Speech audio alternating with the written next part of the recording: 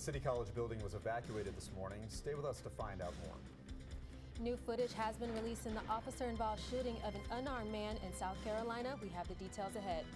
And expectations are high for those new-look Padres. We'll have fan reaction later in the show.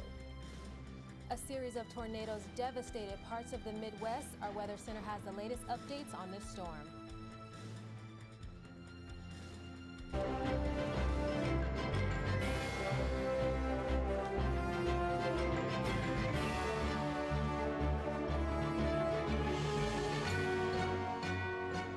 Hello and welcome to this edition of Newscene. I'm Joshua Lipton. And I'm Natay Holmes. Thank you for joining us. Multiple bomb threats received this morning prompted 3 school evacuations, including our very own City College. The threats were reportedly received between 9 and 10 a.m. Police acted quickly, moving students to safety, and with the assistance of bomb-sniffing dogs, the buildings have all been cleared. The evacuation lasted 2 hours and no bombs were found. And a police dash cam video was released yesterday showing the moments before Walter Scott is shot and killed by a North Charleston's police officer. Officer Michael Slager he initially pulled over Scott for a broken tail light. Daniela Porter is here with the latest.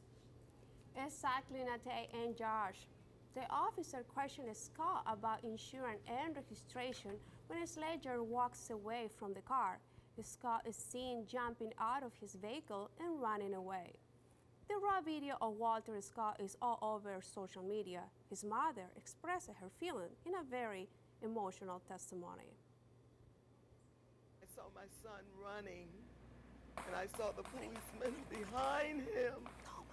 I couldn't take it. I had to turn away. I couldn't handle it. Slager had been charged with murder after shooting and killing Walter Scott. All of it was caught on cell phone video shot by Faden Santana. He happened to be walking by and saw the incident unfold. He said he saw them down on the ground. The police had control of Scott as he was trying to get away from the taser. The police officer report did not match what the eyewitness said. Another contradiction was the report of the police officer didn't match with the dispatch center. Here is the video. I shot fire. Subject is down. He grabbed my taser. This is 7223. Shot fired. He grabbed your taser. Subject is down. It isn't clear from the video whether Scott ever had officer taser. You can see a cord when Scott is running away from his Slager. Another conflict is the police report claimed the officer performed CPR. The video shows the second police officer is pulling up Scott's shirt. The mayor of South Charleston, South Carolina, reacted.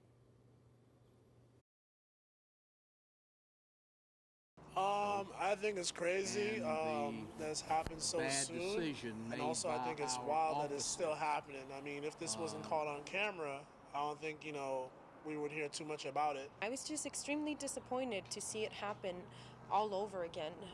And even more disappointing was the fact that, he went back to the incident and dropped the taser to try and, make the circumstances seem like they were different. They made a mistake.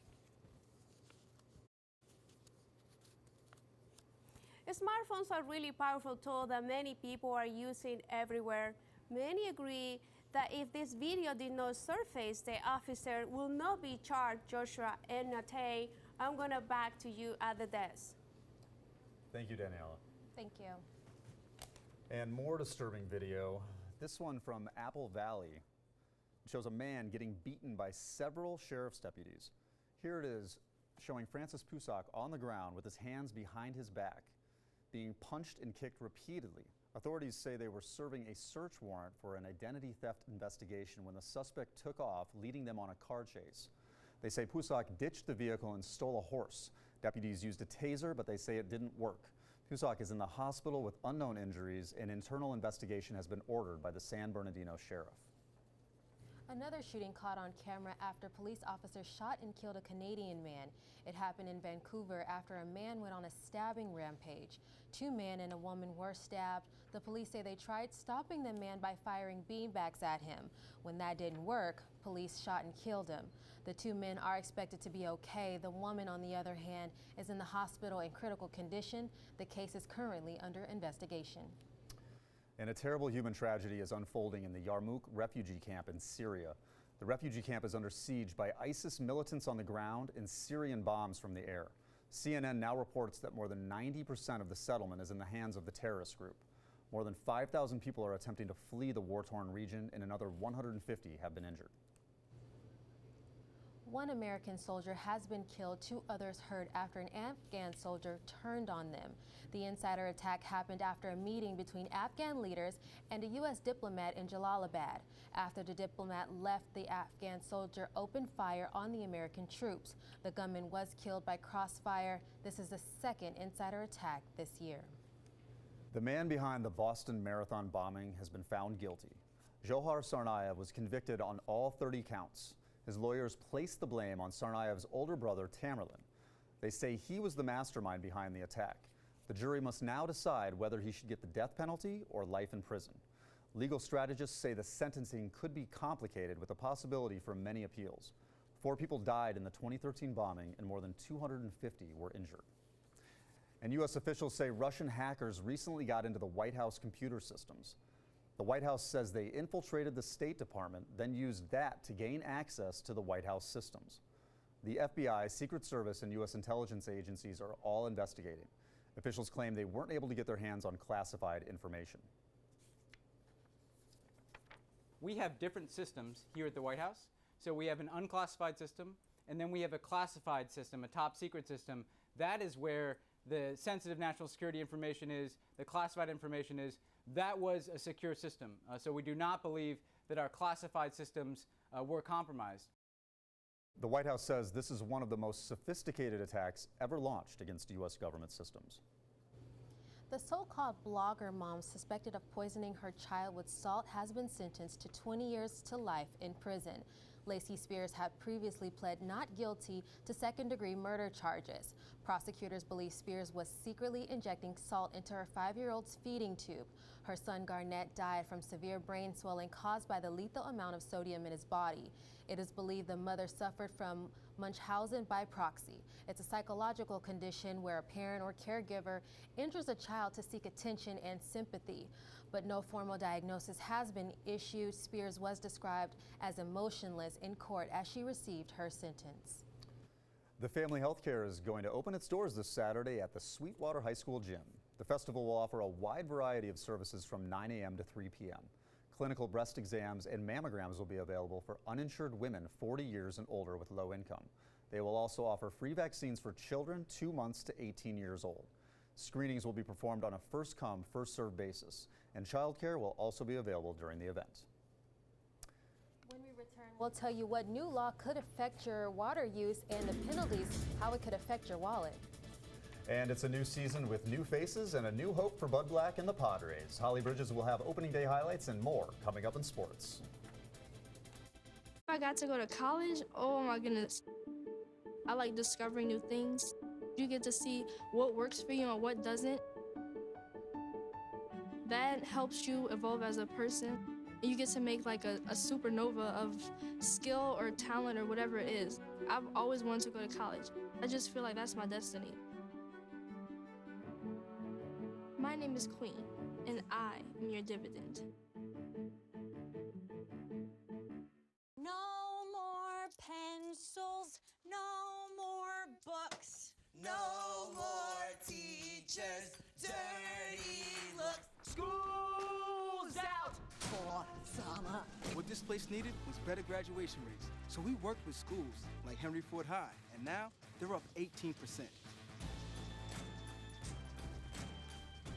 To help us do more good this year, go to unitedway.org because great things happen when we live united. California is in a severe drought, and now it has forced lawmakers to issue new water restrictions for the entire state.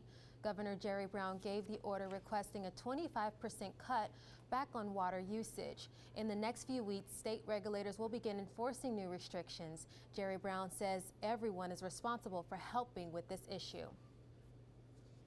The key challenge here, aside from getting the water, is to be able to collaborate together and not try to blame other people and point fingers. Mayor Kevin Faulconer also issued mandatory water restrictions here in San Diego. In the coming weeks, people will be fined for not following these rules. And the man accused of setting a string of arson fires in the City Heights area is pleading not guilty. Police say 24-year-old Rolando Relendez is connected to at least 3 fires, all from last week. He was arrested over the weekend after he was seen walking away from a porch fire at a home on Ogden Street.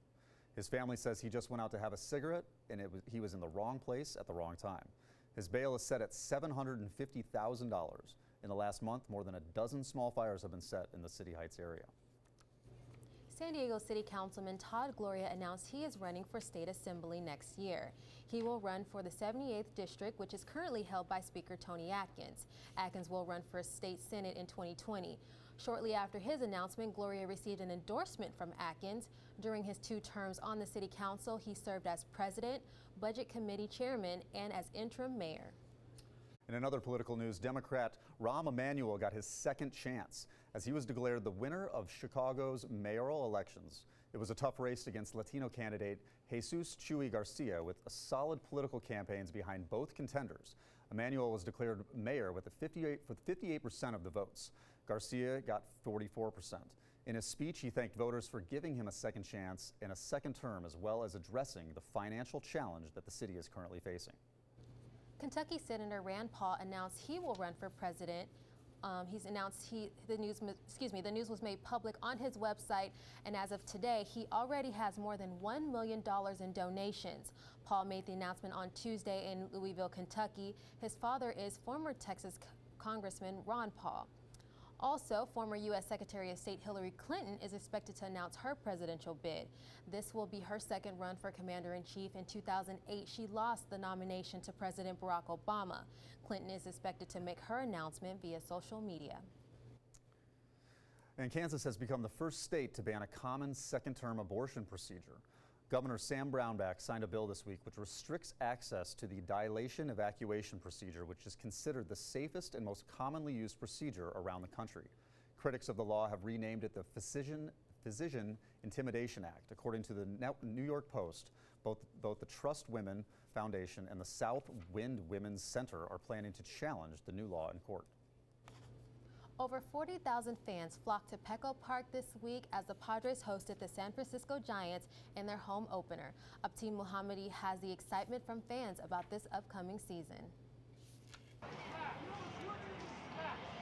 San Diego Padres is giving their fans a new hope as they aim to fire this MLB season at Petco Park. Playing at home is making fans more confident about supporting their team. I feel like the Padres are going to the World Series this year. I mean, I say that every year, but this is going to be a promising year for us. We got new players, pretty much like a new team, so we'll see what happens. You know, let's go Padres. That's all I got to say. It is a competition, but the game allows fans enjoying the live events in their spare time. We are here tonight at Petco Park Stadium. As you see, San Diego Padres is looking to kickstart their season in NL West Division, and more importantly, they host the main rival San Francisco Giants at home. The incredible atmosphere would inspire Padres to a historic performance at the night. Go Padres! The seats inside of the stadium are looking promising to carry the team. The opening day is sparking the fresh potential, perhaps for Padres to succeed this season. Reporting for Newscene, Abdi Mohammadi. With all the new additions to the teams, fans are hoping to bring home San Diego's first World Series championship. Well, the Lady Huskies of Connecticut completed another stellar season. And NFL superstar is calling it quits. Holly Bridges is here with everything in sports. Yes, that's right. One of my favorite football players from the last decade announced his retirement today, last night actually. And the Pittsburgh Steelers safety Troy Polamalu has decided to hang up his helmet after spending 12 years in the NFL. After aggravating offenses with his amazingly quick reactions and hard hits, diving in and out of nowhere, making big plays, Polamalu was the 2010 NFL Defensive Player of the Year, named to the Pro Bowl 8 times, and went to the Super Bowl 3 times, getting 2 rings. And he also had 32 interceptions as part of the Steelers secondary.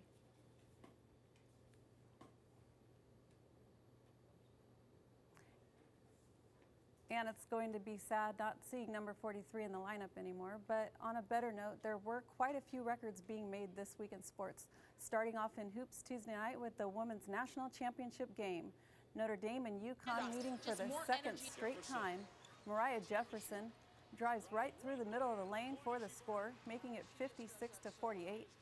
And then she gets the assist as she feeds Kalina Mosqueda-Lewis, who drains the three, dashing the hopes of the Irish. UConn wins 63-53, and they get their 3rd consecutive title and 10th in school history. The 10 trophies earned by Coach Gino Auriemma ties him with the legendary John Wooden for the most titles in major college sports. And another record was made the following night in baseball. San Diego on the road against the Dodgers with 1 on in the bottom of the 1st. Padres get out to an early lead as Justin Upton homers into the left field bullpen, putting the Padres up 2-0. But it was former Padre Adrian Gonzalez who would answer back in the bottom of the 1st with a solo shot over the center field fence. He goes deep there, and he doesn't stop there. Gonzalez hits another bomb in the bottom of the 3rd. Going to center again, and he's going to do it again in the 5th. Dick Enberg has the call. That's his 3rd in the game, makes it 6-2 Dodgers. Unbelievable. He had the hot bat. 3 home runs in the game for Gonzalez, all off Cashner, his 5th of the season, making him the first player in Major League history with 5 home runs after the team's first 3 games. And in the top of the 6th, Middlebrooks gets a run. That was his first home run of the season. But the Padres do lose 7-4. Now, while Wednesday's game was full of record-breaking home runs, last night's game for the Padres was more of a pitching duel. On Thursday, the Padres had their home opener against the Giants, Bud Black and Bruce Bochy meeting at home plate before the game. And they would be knotted at 0-0 in a long 12-inning game. And on the field, Padres' Jed Jerko is off to a rough start in the bottom of the 2nd with runners on the corners. He grounded out to the 5-4-3 double play, and pitcher Ian Kennedy, he had looked good, but he ended up pulling a hamstring in the game, and he comes down lame and leaves the game. Not good for the Padres. After 11 innings without a run, the Giants would win the game 1-0 in the 12th. Padres fall to 1-3 for the season, and San Diego will host the Giants in Game 2 of the series tonight. Things get started at 7:10 p.m. Now, in the first 3 days of the season, there was another record. The most 13 shutouts in the first 3 games of the season, which is another record in the majors. But wasn't that pretty, guys, about Adrian Gonzalez getting 5 home runs in his first 3 games? And of course, it had to be an ex-Padre to do it. Of course. Thank you, Holly. It's unfortunate they start off the season a little slow, but hey, it's early. And who are you most excited about here on the new Padres team, Holly? Well, I don't know. I think Matt Kemp joining the team, but every time we think they're going to be good, the Padres end up playing bad, and when we think they're going to be bad, they end up being good. So we'll see what happens. Not looking good so far. Thank you, Holly. Thank you. Hopefully they have a good run this season. All right, more news this evening behind the new Chargers Stadium. An agreement between the city and the county of San Diego will split the cost of lawyers and other consultants needed for the stadium project. It was approved this week by the City Council and the Board of Supervisors. The deal requires each group to pay $250,000. These consultants will help come up with specific details of the stadium construction project. And find out which hit Broadway show is coming to City College after the break. We'll be right back.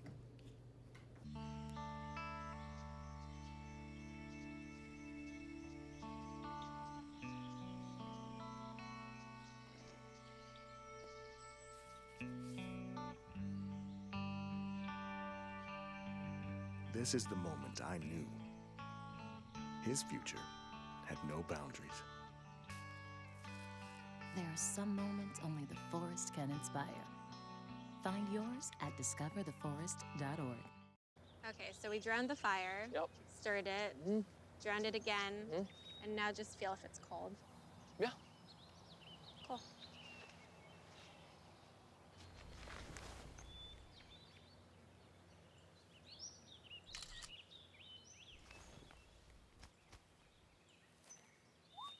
Smokey just gave me a bear hug.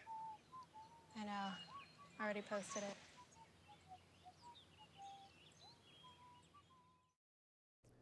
Next week, City College is participating in various community activities as a part of College Week. Students and staff will be volunteering for Balboa Park and serving meals at St. Vincent de Paul. And Tuesday afternoon, City College is being awarded the prestigious Presidential Group Award during Balboa Park's centennial. You can visit City College's website for more information. A City College professor got an unexpected birthday present at the hands of a Good Samaritan. Elizabeth Baker has the story.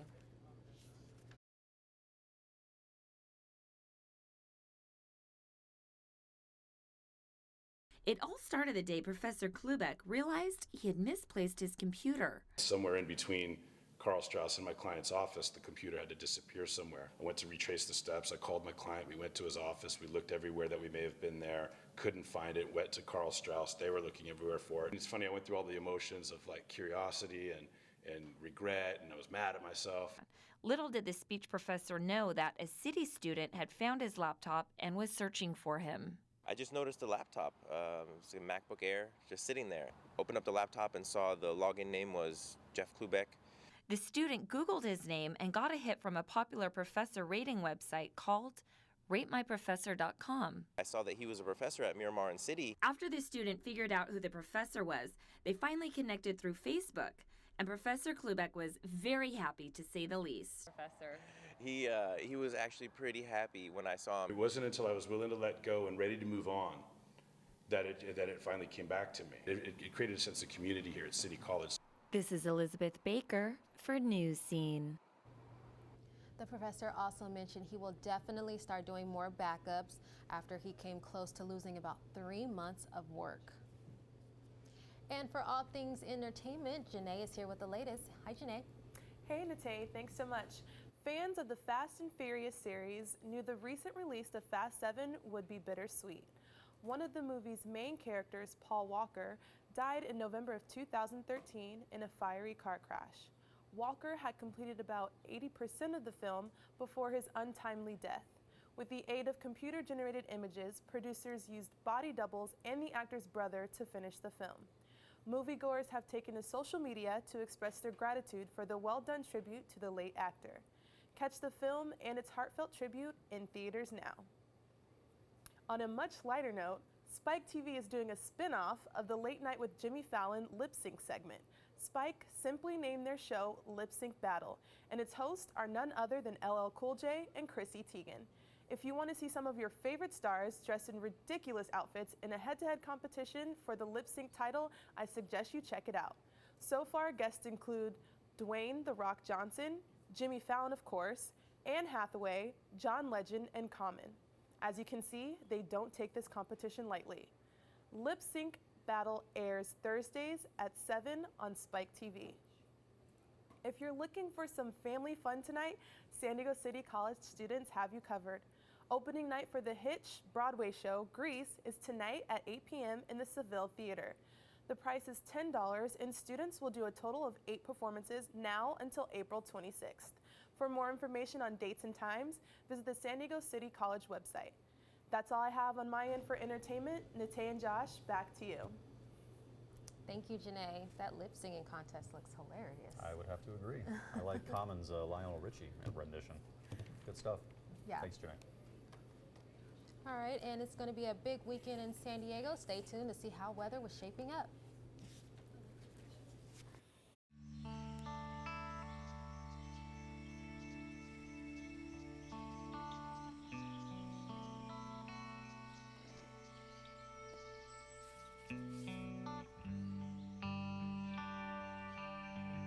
This is the moment I knew. His future had no boundaries. There are some moments only the forest can inspire. Find yours at discovertheforest.org. Okay, so we drowned the fire. Yep. Stirred it. Drowned it again. And now just feel if it's cold. Yeah. Cool.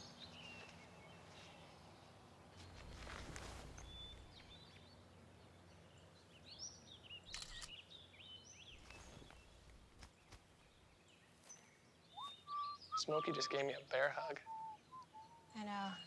Already posted it.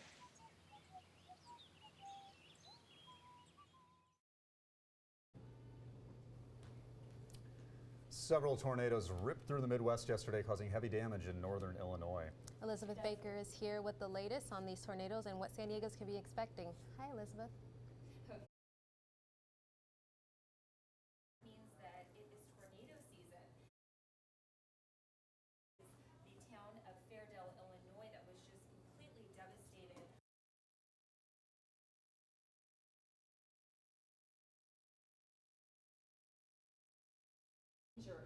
Now, about 17 buildings were completely leveled, and also many more had substantial damage. So now we're going to follow this storm. It is now headed to the east coast and also down into the south. Sorry, guys. Looks like we're having technical difficulties. We're going to have to move on. But those storms are, I mean, they're a big deal. I mean, 1 person dead, 7 people already injured in Rochelle, Illinois. So, I mean, it's some crazy weather going on in the Midwest. Absolutely. Well, it is springtime and it is the tornado season in Tornado Alley, my neck of the woods.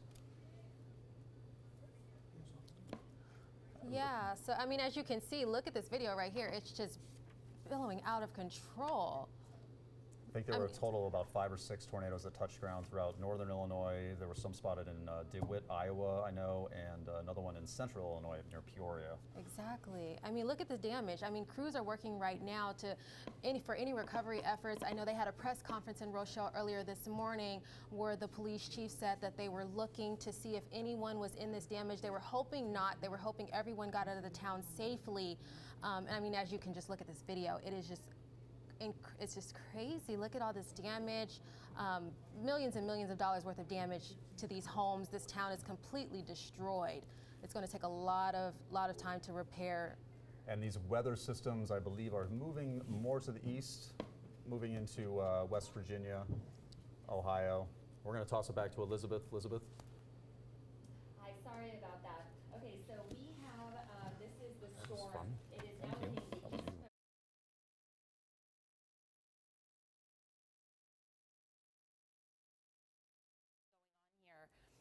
We have the main threats here are large hail and also high winds and of course very, very severe thunderstorms.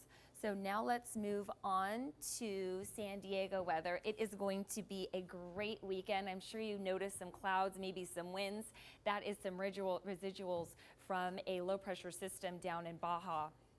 So we're not going to be getting any rain, and it's going to be warming up towards the end of the week with a high of 78 on Thursday. And that is it for the weather. Thank you so much for watching. Back to you guys at the desk. Thank you, Elizabeth. Just a reminder, it is the last day to withdraw from classes. So make sure if you're going to withdraw now. Okay, and that looks like that's it for this edition of Newscene. I'm Nate Holmes. And I'm Joshua Lipton. Thank you for joining us. Have a great weekend. Good night.